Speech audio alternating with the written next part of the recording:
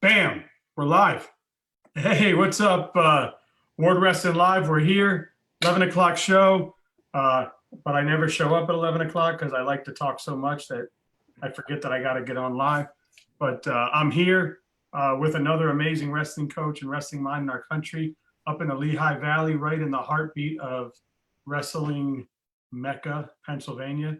And he's here with us today. He wrestled Juco in D3. He coached at Drexel U. He's been coaching the Lehigh Valley Youth Club now for about 15 years. And he's a photographer for Flow and USA, so that's got to be pretty cool. He gets right in the stuff there. But man, thanks so much for coming on. I really appreciate it. It's an honor to have you.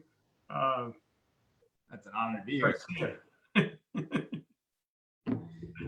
So, yeah, I don't like to toot the Lehigh Valley's horn, but yeah, growing up in New York, looking back at the Lehigh Valley, you're like, man, those guys are just head and shoulders above everybody else. And, it's a pretty amazing place to coach and see the kids develop and, see them through college and beyond. Yeah, it's I had a gentleman on that he's just north of Philadelphia, I think. It's the wrestling, it's right up here. It looks like a wrestling thing up here right to the left of my World Wrestling Live. But he was from Ohio, and now he's been coaching in PA. And he said, when I got here, I was skeptical, and then you see the difference. Is it Tristan? I'm sorry? Is it Tristan? Yeah. Yeah, good buddy of mine. Yeah, and he said you see the difference, and it's crazy. I was always like, no, Ohio, forget Pennsylvania, right? And he goes, and Ohio's still great, and I love it, but he said it's just different level here. Yeah, development here is, I think the fundamentals are fundamentals anywhere, but the culture that has been built here in Pennsylvania throughout the years is just something that you can't beat. New York has its pockets of great wrestling. Obviously, Yanni and Dake and, a bunch of other guys, Kerry McCoy, where I grew up. But here it's just year after year, there's names that, you can go back 30 years and still have national champion after national champion. So that's a pretty cool tradition. Yeah, and it's neat whenever I talk to anybody and I ask, why, what makes Pennsylvania so great? And, the kids down here in Florida, we're starting to get some legends that are coming back through, and we're starting to see unbelievable kids on the college level. And we're starting to see a little bit of that, but I think the kids like down here, when we get like somebody in the room, the kids like, oh my God, that guy's in the room today. We're going to go wrestle with him. Right. Where I talk to like the Philadelphia guys and the Pittsburgh guys and the Pennsylvania guys, and they're like, I'm in the grocery store in line and I look over at the vegetable aisle and there's 4-time national champ, whatever. Right. Like it's the way of life here. And it's crazy. We're used to being in a room every day with 4 or 5 D1 studs or world All-Americans or D2 or D3 NAI, whatever they might be. It's insane. So that's pretty cool to grow up in that world. It's pretty amazing. I mean, just, to that note, the other day, my buddy and I are working out and, local park, and a guy notices my ears. He's like, oh, is that wrestling ears? I'm like, yeah. And he's like, oh, what's your name? Juan Garcia. And I'm like, and you? Mark Lieberman. And I was like, oh, I know who you are. Yeah, that's insane. It's awesome to me. Pretty good stuff. Well, obviously, I know we were talking a little bit off the air, and I'll share this as we go. But I know we're talking a bit off the air. Pennsylvania has obviously been in the news lately with everything going on as far as do we play, do we not play, do we wrestle, do sports happen? Some school districts are like, we're against it, for it. So there's a lot going on. Obviously been affected. What's the state of mind there right now? So PIAA, the governing force for athletics here in Pennsylvania, just voted to have fall sports. I think there are some restrictions. Obviously I'm not paying too much attention to that right now for fall, but we are in stage 4 here in the Lehigh Valley, which means that we could have full contact.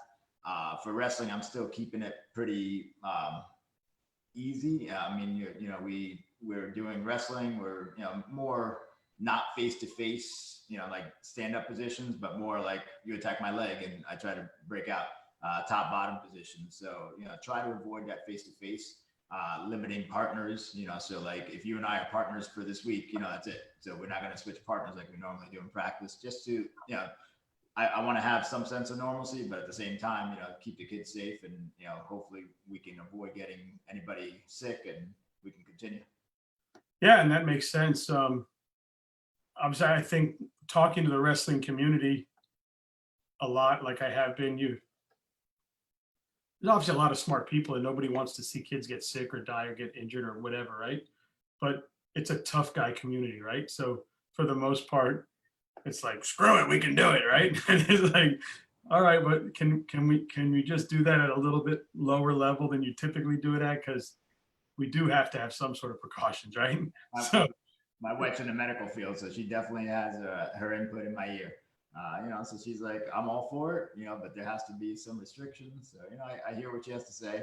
And definitely, again, you know, I would love it to go back to normal, but for now, if I can, you know, if we could wrestle, you know, in this semi non-formal way, great, I'll do that. And then, you know, hopefully we can continue doing it and get better. yeah, I'm excited. You know, some of the complaints that you hear and things about having to wear a mask or not or whatever, I'm just like, if it gets you outside and do things, wear the mask. What the hell? At least we get some sort of normalcy with it, right? Anyway, moving on from there, he is frozen a little bit, but he'll be back in just a second. That happens.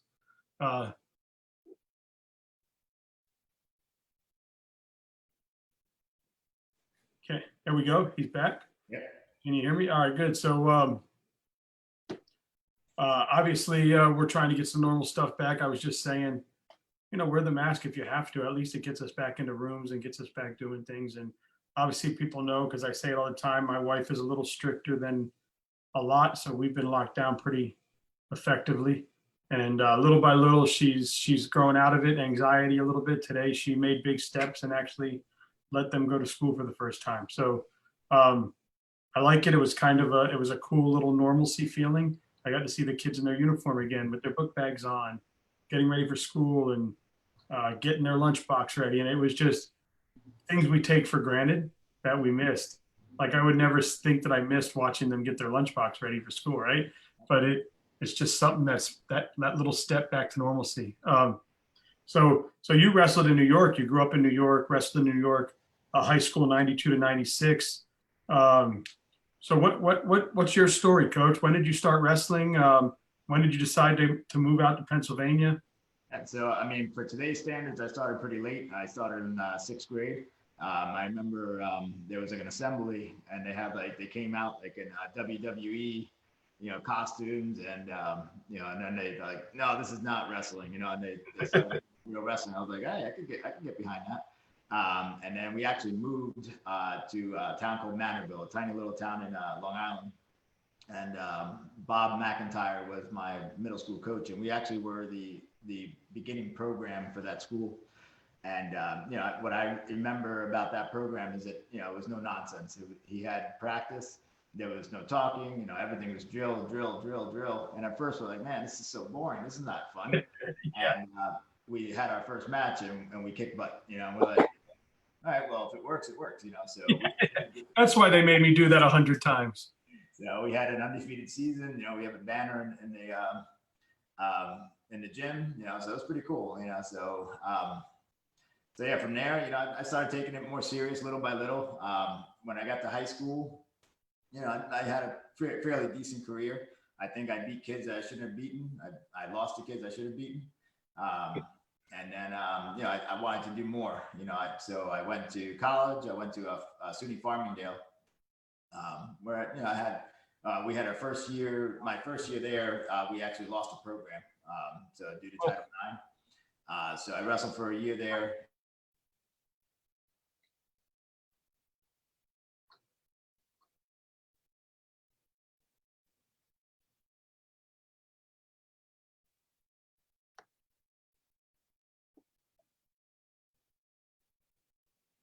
So we're on with Juan Garcia. He should be back here in just a second. There he is. I think we got him back now. Yep. He was just discussing how he was at at college, first year program. He got cut to Title IX, and then he transferred, and he was just telling us from there. So go ahead, Coach. All right, so sorry about that. So Yeah, yeah, it happens. in New York, Welcome to the Zoom world. Charlie Gatson was my coach. He's a very famous wrestler back in the late 80s. I'm sorry, late 70s and 80s. His nephew wrestled for Iowa State national champ. He likes ice cream. Wow. Charlie Gatson. So big, Yeah, big wrestling family from New York. So anyway, so I met my wife, and she's like, "Do you want to move to Missouri or Iowa?" So of course, I was in Iowa. That was before Missouri was a power. So we ended up moving to Des Moines, and I went to Simpson College, D3 program there. Was having a great season until I separated my shoulder. So if you know Nick Ackerman, I heard the name. Yep. So he won a national title without any legs. So he was a weight class above me. So him and I definitely battled throughout practice. So, Wow. And talk about humbling. You know, when you have a kid like that in the room every day, you know, it gives you a whole new perspective. You know, so having a teammate like that definitely changed my work ethic. Definitely changed the way that I viewed life. You know, where it's like, you know, this kid has every excuse why not to be here, and yet he shows up every day and outworks everybody. So Yeah, that's definitely motivating. I had a buddy that had a broken foot, and he was at a Tony Robbins contest, or not a contest, but a Tony Robbins convention, and they do the fire walking. And he said to me, I said, "Would you do it?" He goes, "I wasn't going to." And then they were picking these people up out of wheelchairs that were doing it. And I was like, okay, my broken foot's not bad. And I hopped right across it. So I'm sure you had the same feeling watching Nick wrestle. You're like, okay, I can do this. I owe Nick a lot, you know, mentally wise, you know, just the power that he gave me, you know, to keep moving forward. So, so again, my season ended simply because I separated my shoulder, and we were there for a short stint. And then we ended up moving back to Philadelphia. My wife was in med school, so she had to do her rotations back in Philly. Nice. I love Philly. One of my favorite cities in the world. Love it. So I hooked up with Jack Childs, who was the head coach there. You know, and at that time I was already older. I was like 24, 25. I forgot how old I was. And I was like, you know, I don't want to compete, but I would love to help out, you know. So he put me on as a graduate assistant. I was in charge of the freshmen and the red shirt, and just great time, you know, just great connections. And then at that point in my life, you know, I figured out, you know, this is really what I want to do for the rest of my life. So, you know, I was going for education anyway. And, you know, just coaching definitely took off in my head. You know, that's where I want to go. And you ended up in PA.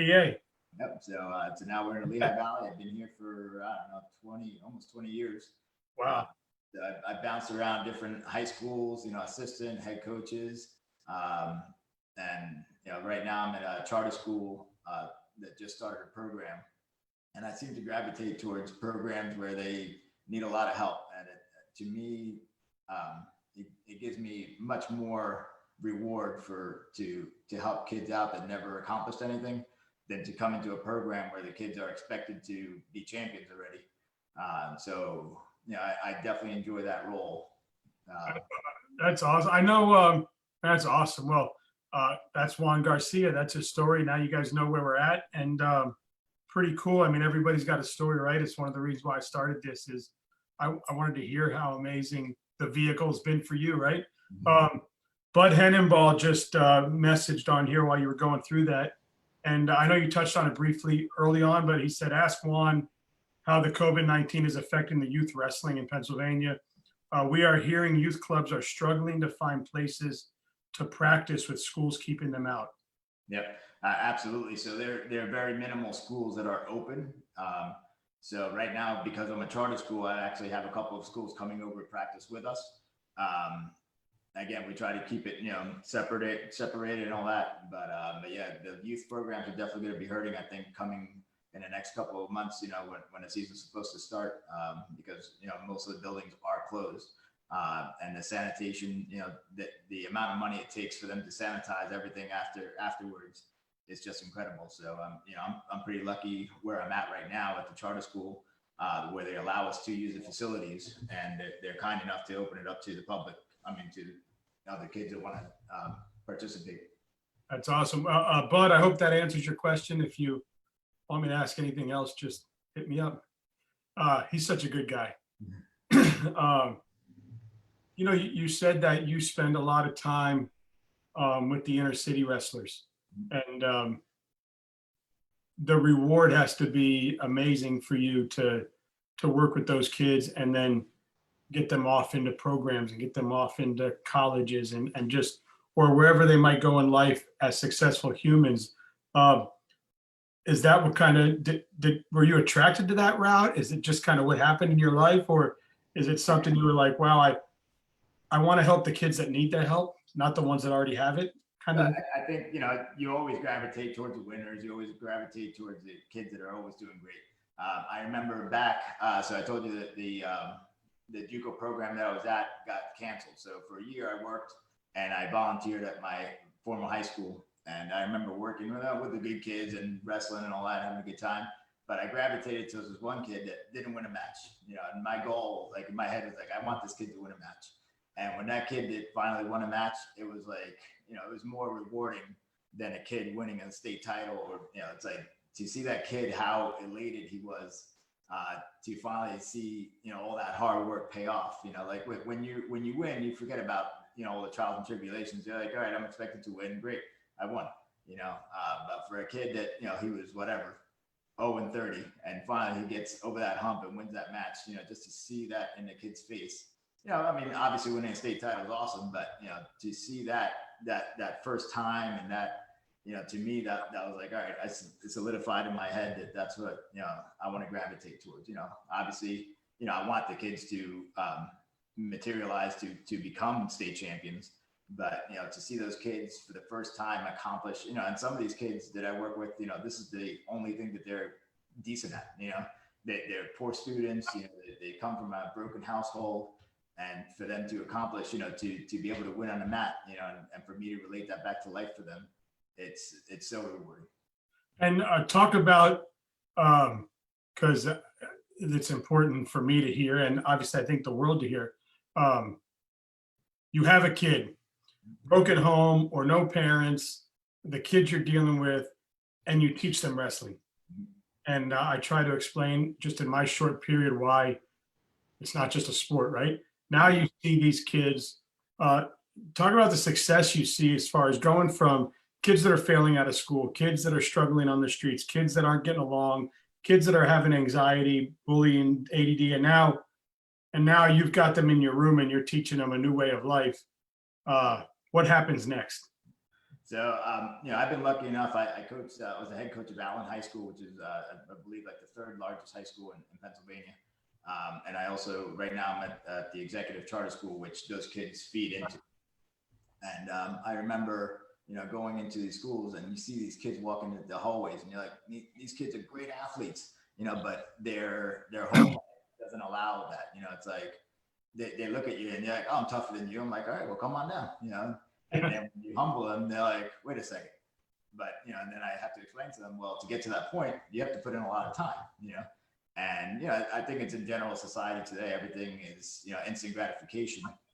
But, you know, for these kids, it's hard for them to understand that, like, you know, it's like losing face for them. You know, a lot of them, it's like, I'm going to lose face. You know, I don't want to, you know, get beat up, you know, but I'm like, hey, but you could do the beating up if you put in the time, you know? So, you know, I remember, you know, with kids, you know, there was one kid, he ended up in the Army, did a, you know, great career for himself. But when he was younger, his brother was part of the gang life, and unfortunately ended up getting killed. And you know, that was it. You know, for him to see me support him at that moment in time, you know, was more important than anything else. You know, and those kind of memories are the ones that really, you know, hit home when you're working with these kids. You know, where it's like, you know, he would come crying to me rather than somebody else, you know. And so it's like, you're the father figure, you're trying to not only, you know, make them learn the sport, but also, you know, life.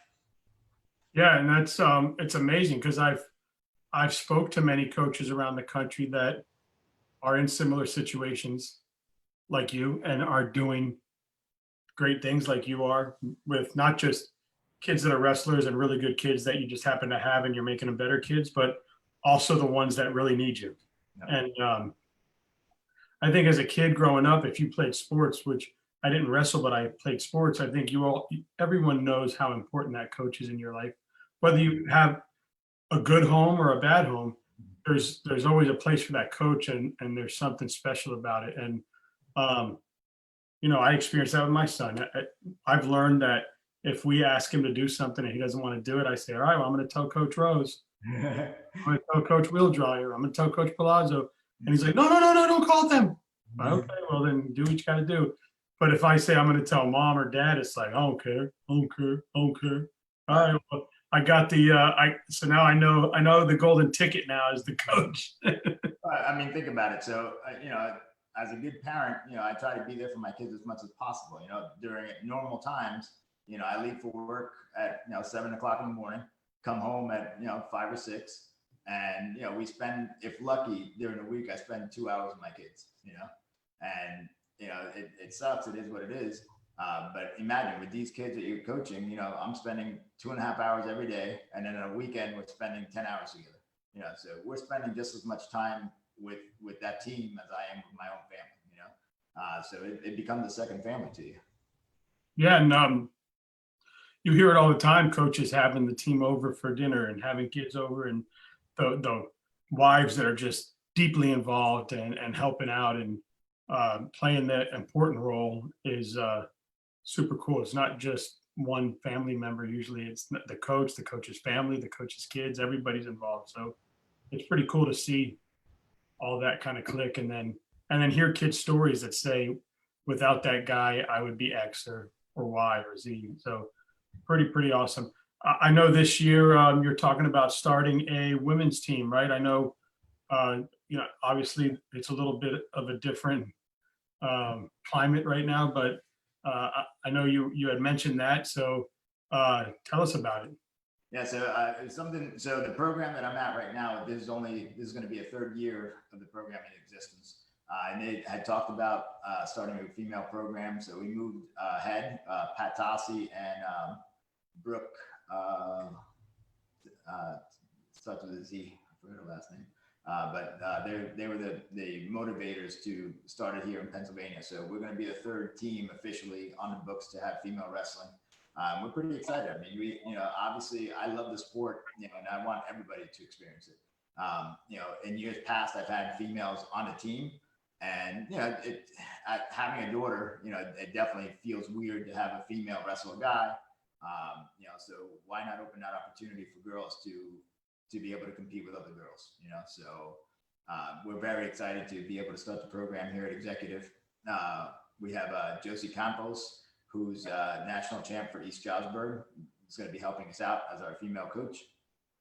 So, I mean, hopefully everything can go as normal as possible, and we're able to get the girls out. We have about 5 or 6 girls that are interested. So I can't wait for them to be able to come down and compete. And I think obviously there's a big push right now for women's wrestling, and states are being sanctioned, and I think we're at 28 right now or something. More are going to start to fall, I'm sure. And you talk to the girls, and the girls that have already lived the high school life, right, and now are in college or in the not pros, but at the world levels. And as much as they appreciate it, and they wouldn't be who they are today without having the opportunity to wrestle boys, if the opportunity was there to have girls and be on a full girls team, they would have welcomed it, because there has, I don't think they're ever not going to wrestle boys. I think if you talk to most coaches, there's going to be that intramural day there that you get them in the gym, and you really, and that's good. That's healthy because they need to get along. But there's so much adjustments that these girls have to make when they transition from high school to college, because you're not wrestling boys anymore. You're wrestling girls. And from what they say, there's big adjustments. Like, it's not, I know they say wrestling is wrestling, and they still agree wrestling is wrestling, but when I'm training to wrestle a boy and they've got bigger upper body and they're stronger here and they're stronger there, my technique is different. And now I've got to readjust all that. Absolutely. Now I'm dealing with massive hips and legs and different types of body that can do different things. So, hopefully that'll happen where they get more girls that have the girls, and they can get that in. And the sport has grown so much. I mean, I remember Jenny Wang. I've talked to her a number of times, and she was one of the pioneers back in in the early '90s. And she did great things, but the sport has evolved so much. You see Helen Maroulis now. It's like, she's kicking boys' butts. It's like that's awesome. Yeah, and it's amazing what she did to get to her level. Like, she really had to change her. I never realized it. I finally watched her documentary, but it's amazing how far she had to go outside of her like 9 dots to to get to where she wanted to be. Like, I mean, at the time, in that documentary, it says, if the coaches were trying to like dissuade her from coming out, it's like, what? I would never dissuade somebody from coming out. I'll tell them, hey, it's going to be tough. It's going to be this, it's going to be that. But if you're willing to put the work in, go for it. It's great, the open doors that women have nowadays, and just the opportunities that they're available to. Yeah, it's great. And I think that, I was talking with a coach yesterday on the phone, and, for the most part, I think around the country now, in the clubs and in the high schools, girls are welcome. At least at the club level, you're seeing it more and more. At the high school level, the problem is the sanctioning, right? It's not that people don't want a girls wrestling team. It was that they wouldn't do it because they weren't sanctioned by the state, right? So that's the whole sanctioning push, I'm guessing. But at the club level, at least at the people that I've spoke to, there's no issue. A girl, it's just another wrestler in the room, and let's get it on, And I think talking to the older girls that are in college now, and girls that are on the world level, it wasn't always that way. They'd walk into a club and they couldn't find a partner. They couldn't find a handshake. They couldn't find somebody to roll with because, you have so if you get beat by the girl, you got beat by a girl, right? If you beat the girl, oh, well, you just beat the girl, right? So, their mindset was so, I don't want to get fun of, I don't want to be taunted by my friends. I don't want to do that. And I think for the most part, that's changed. And I think it starts at home too. I mean, if I'm telling my son, if I'm telling my son at home that girls are different, shouldn't be your equal, girls shouldn't do this, then he's going to grow up believing that a girl shouldn't be on the wrestling mat with him. But if I'm saying, hey, girls can wrestle too, girls can play soccer too, girls can play basketball too. And, sure, people say, well, a girl shouldn't be on a male team. Girls aren't on male basketball teams, and girls aren't on male. Well, no shit. That's why they're trying to get it sanctioned. Yep. They get it too, but right now they have no choice. Mm-hmm.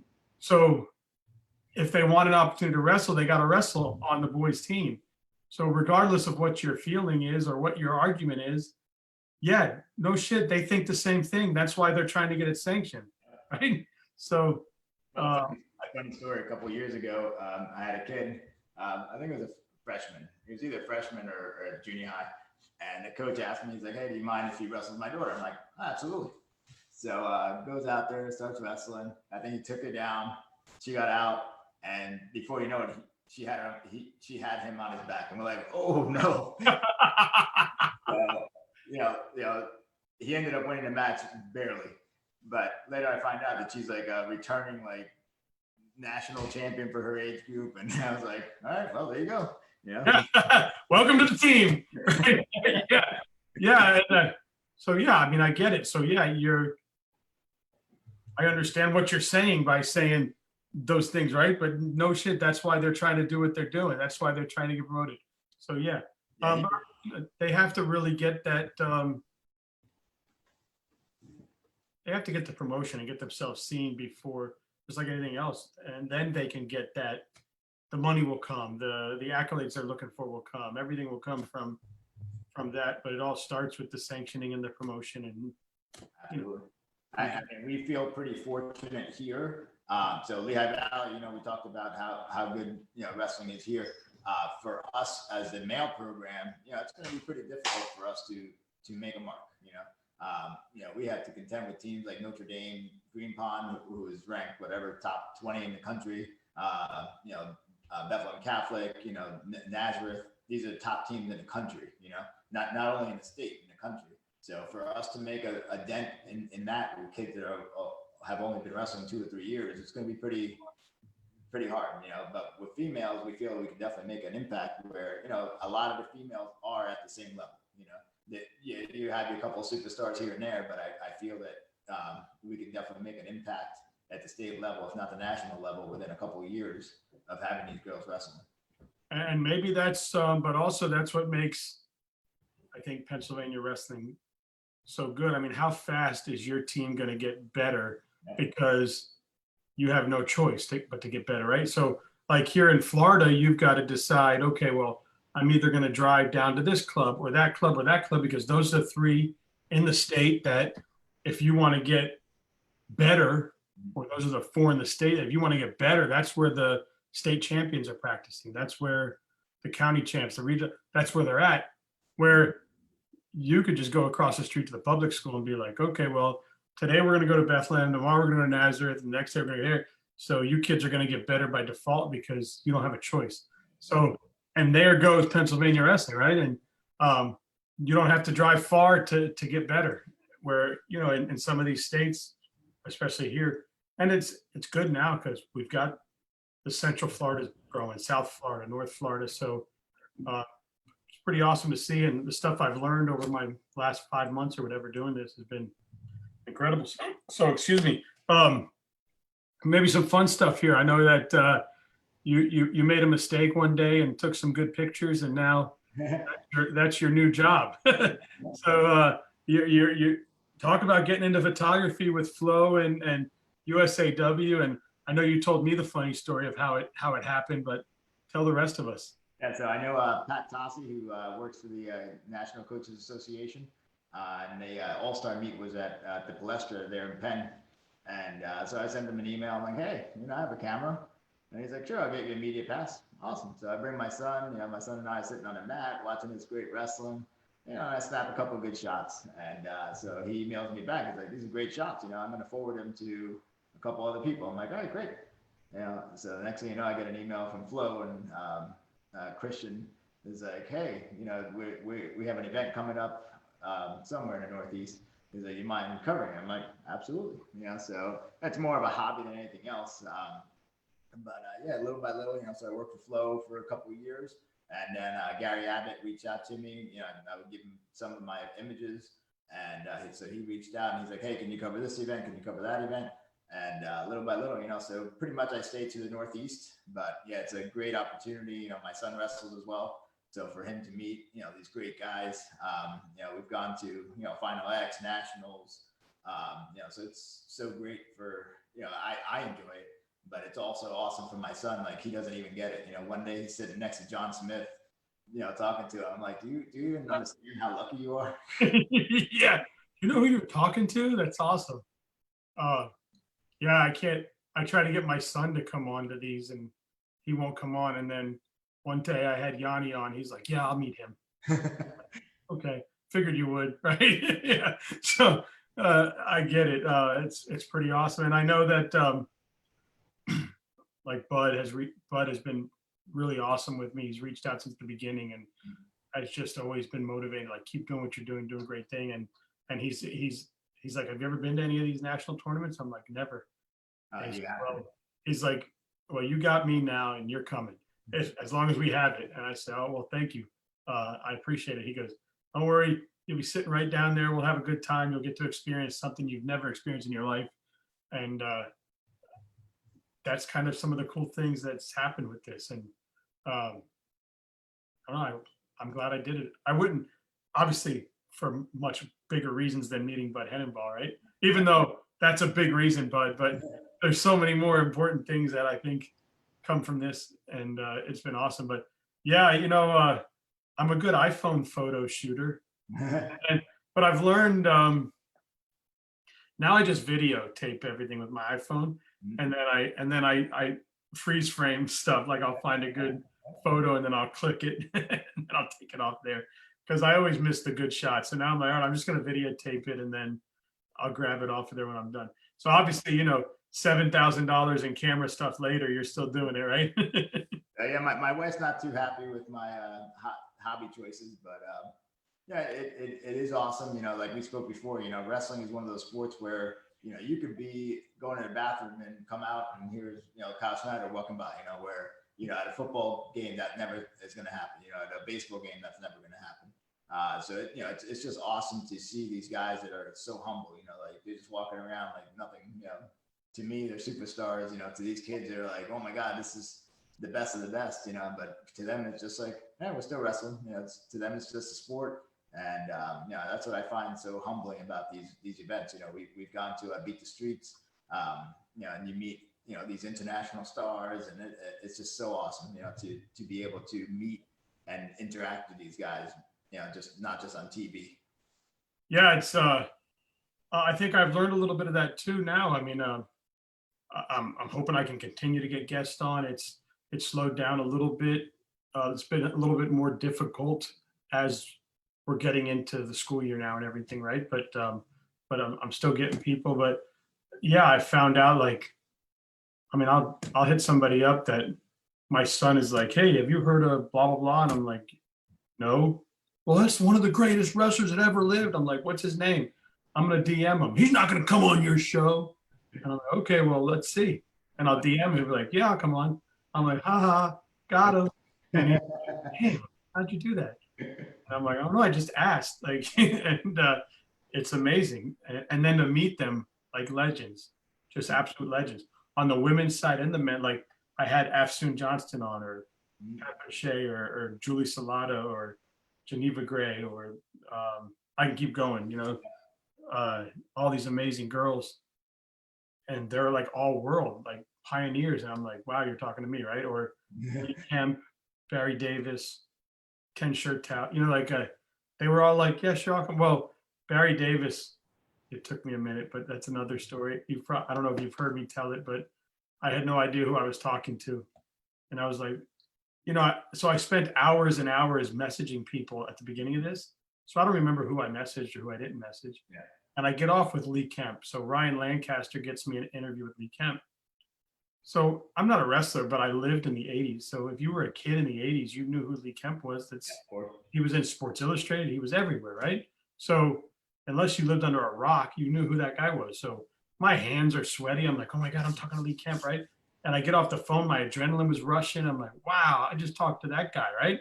And my phone rings and it's Barry Davis on the Facebook thing. And I'm like, he's like, yeah, you messaged me about an interview. And I'm like, okay, who are you? Barry Davis. I'm like, okay, I message a lot of people. Are you a coach? What do you do? He's like, what? Like, all right, I'll call you back. And I'm like, whatever. I just got hung up on by a guy. I'm like, whatever, so what? So then I think about it and I'm like, let me look this guy up. Dude's a legend, like probably should be on the Mount Rushmore of wrestling. And I just told him, who the hell are you, right? I'm like, what the hell? So I reached out to Bud and I'm like, hey man, just stuck my foot in my mouth, need your help. He's like, I got you. So then he put us back together and we connected. But if after the show, I always, I ask for referrals and stuff. And he sent me Gary Abbott's phone number. No, that's awesome. Yep. And then he says to me in big capital letters, do your research first. And I'm like, shots fired. Got it. Well-deserved, coach. Well-deserved. There's so many great guys throughout the generations. When I was out in Iowa, I actually coached at a high school out there, Bondurant, Ferrara. And, I'm hanging out and this older gentleman's on the side. And he comes over, introduces himself. He's like, hi, I'm Bill. I'm like, hey, Juan Garcia. And so then the head coach comes over. He's like, do you know who that guy is? I'm like, no clue. And he's like, he was like the Dan Gable of the 40s. I'm like, what? So, yeah, this is before the internet, got big. So I'm like, all right. So I tried to do my research and, he was a 3-time national champ, Northern Iowa, I believe. Back in the late 40s, I think he went to war, came back, and he was actually the head coach of Arizona State for a couple of years. A legend in the sport, but you had no idea. An old guy just sitting around, so many people, and especially Pennsylvania, Iowa, Oklahoma. You go to these matches, and you have no clue who these guys are, and then you do your research, and you're like, oh my God, the building's named after you. Oh, okay, I see that. Yeah, I'm like, wow, this is like top 5. Like, this is like, dude is big, right? I'm like, well, so then he sent me that like big capital letter. I was like, well-deserved, coach, well-deserved.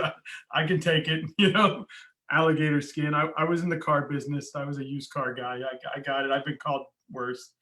Uh, but yeah, that was funny. And I have stories like that because I don't know. It's crazy now that I can actually have conversations with like high level coaches and we're talking about people and I'm like, oh yeah, that's the girl that did this or the guy that did that. I talked to and I'm like, wait a second, I'm having a conversation with you about wrestling. Yeah. When did that happen? Right? Like, it's just been humbling and awesome. And I hope, I hope it's making a difference. I hope maybe some kids saw it and said, you know what, I want to wrestle. I think especially now with this downtime, I've been catching up on a lot of these podcasts and just getting to hear people's stories. It's great to see where people come from and the adversity that they face and how they got better. Things that they do to get them to that level. As far as a coach, I'm trying to soak up all that knowledge, pass it on to my athletes. Pass it on to my students. To try to get them to that level. I have a kid at Duke right now. So every time I see something cool, I'm like, hey, check this out.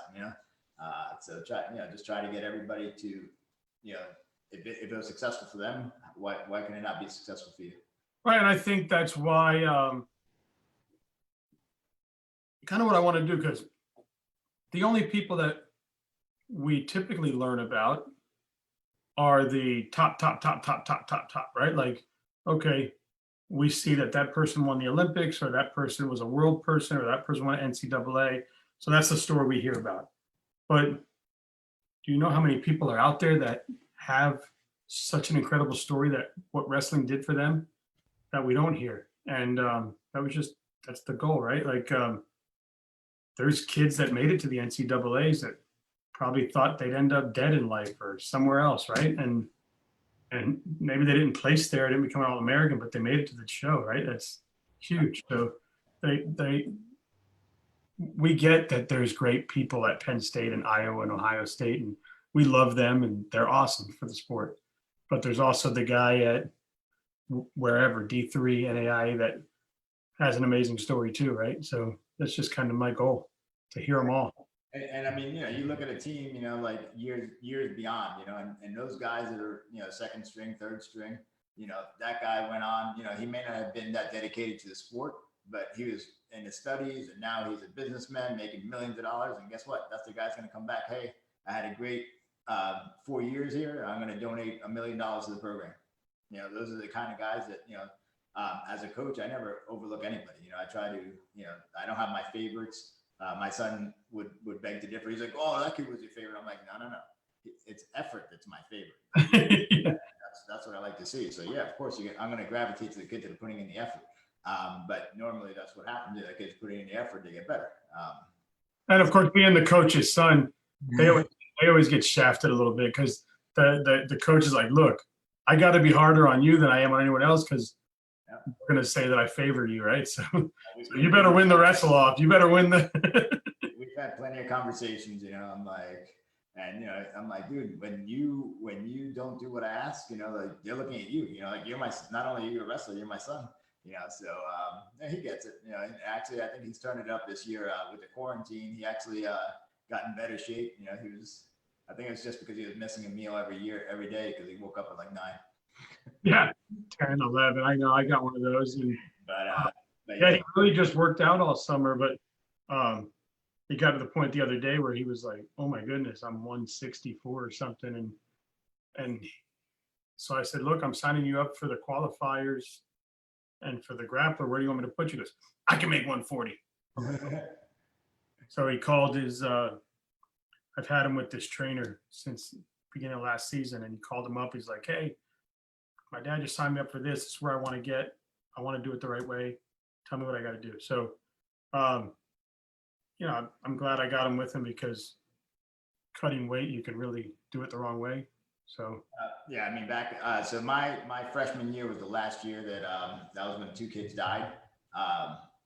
And they revamped the whole weight cutting thing. I remember coming into college weighing 185, wrestling 157. So, cutting 15, 20 pounds every week, definitely not knowing anything about nutrition. I think to me, one of the biggest things, if I can go back, is nutrition, knowing what to eat, how, when to eat. So I try to teach the kids, you have all these fad diets, paleo, keto, If it works for you, great. For me, it's eat clean, maintain, come to practice hydrated, make sure you're not eating any of the junk. And, most of the time that's going to do it for you. So. Yeah. I mean, there's still going to be days of starvation, but I think the problem is the weeks of starvation is where kids get really, really hurt. And I think they learn process. Like last year, I remember the beginning of last year, he wrestled, he got his first win, had a good tournament. Then the next tournament, he went like 0-6. He was like, damn, what happened? And but I sat and I asked him, I go, well, what did it feel like? You cut weight pretty quickly. What was going on? And he said, yeah, man, I just didn't feel as strong as I usually feel. And so he started studying that stuff and figuring out. And I mean, yesterday he was out doing sprints saying, all right, I'm going to get there. Don't worry. All right, whatever. Just do it the right way, Yeah, as a coach, I'm a big proponent. I say 5-pound rule. You come into on Monday, no more than 5 pounds over your weight class. That way, in a good practice, you should be able to lose 3 or 4 pounds, and then minimal dinner, and you should be able to be good to go. We actually have weight cutting days where I tell the kids, I'm like, all right, you weigh in a certain amount, and you have to lose this much before you leave, just so they understand the amount of effort it takes. Like I have kids that they're done in practice, they'll lose 4 pounds in 40 minutes. And other kids, 1 pound an hour later, they like lost 1 pound. I'm like, well, you're just not working hard. You know what I'm saying? It's funny, like during club season, we would go to the club and you always look over and club practice is going on. And there's like 2 kids on bicycles back in the corner. We're like, oh, they didn't wait yet. And they're over there. Coach has them on the bike. So, but I mean, just think about it. I mean, you probably talk to a lot of guys about it. You're not getting any better by doing that. Nowadays you see these guys that are, actually going up a weight class and enjoying eating and being able, eating healthy, but, not having to cut weight and be able to be more productive in practice and, just do their drilling rather than having to, oh, I got to lose this 2 pounds. I got to, it's like, hey, just eat what you need. Yeah, I think the perception, at least I hear at the younger ages, and maybe I don't know if it's just my son or if it's all kids, but they think, so you're not 12 years old anymore. You're 14 now. So you've grown and you've gotten bigger. But in your mind, you're thinking that you're still that 120-pound 12-year-old. And you're like, but Dad, do you realize how big these guys are at 145 or 152? And I'm like, but you're 5'10" now. You're 150 pounds. So those guys are the same size you are. No. That's what I walk around at, Dad. But I'm a 140 guy. Those guys that are making 152 are walking around at 180. You don't understand. And I'm like, whatever. Just do it the right way, right? But then you have to mentally look at it. That guy's all sucked out, and I'm not. I mean, I'm sure you've heard of Darian Cruz, national champ for Lehigh. He's one of the local kids here. And I think that's one of the things that helped him be so successful in college, where he was, one of the smaller 25-pounders. And come nationals, this kid hasn't been cutting weight all year, when these kids like Tomasello and all these guys are cutting, 15, 20, 25 pounds, going down to 25. And come nationals, this kid's fresh.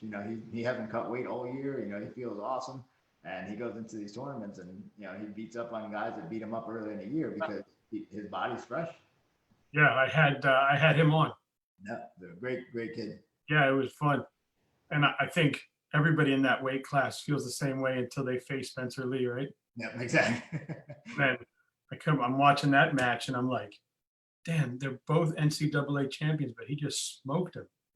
Like, the kid's on another level, right? Definitely. It's awesome. All right, you ready for the 10 questions? All right, so Phillies or Pirates? Well, Phillies, because we live right here. So in Pennsylvania, the hoagie or the roast pork sandwich? Hoagie. I'm a hoagie guy. Wawa's the best, right? Got that right. Steelers or Eagles? That's a tough one. The Eagles can hardly ever get it done, but they did get it done once, so we'll give it to them. Yeah. Scrapple or chipped ham? None. None. Flyers or Penguins? We'll go with the Flyers. Pierogies or pot pie? Pierogies. My son would disown me if I said otherwise. 76ers or Knicks?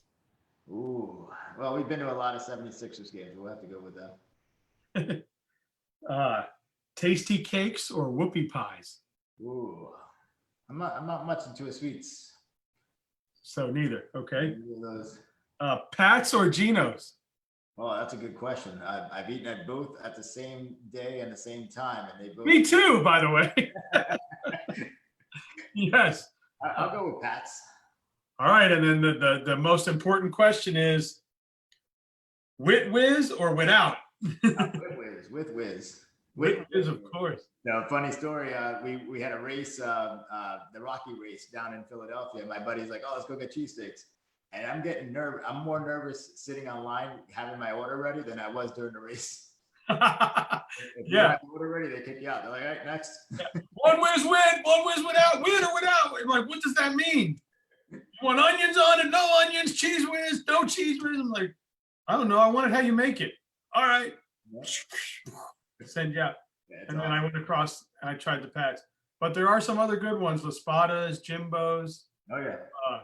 There's some other good ones there. My wife was in optometry school up in Elkins Park, right outside of Philly. So we spent a few years up there, and there was a lot of days that I had to leave her alone because she was studying. So like up there, I love the Blue Laws because they're closed on Sundays. So my Sundays during baseball season, we didn't have any money because she was in college. I was working 2 jobs, whatever. But they would always do like those $5 tickets, and you can sit up in the upper deck at the Philly games at the old vet.